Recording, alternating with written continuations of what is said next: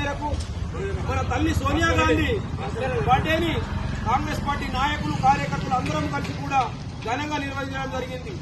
ఈ యొక్క తల్లి సోనియా గాంధీ ఆమె యొక్క చొరవతోటే ఆ రోజు తెలంగాణ రాష్ట్రం ఏర్పడ్డది కాబట్టి ఆమెకు పేరు పేరున కాంగ్రెస్ పార్టీ తరఫున మా తెలంగాణ ప్రజల తరఫున జక్రాన్పల్లి మండల ప్రజల తరఫున అందరికీ పేరు పేరున అందరు ధన్యవాదాలు తెలియజేస్తా ఉన్నాం.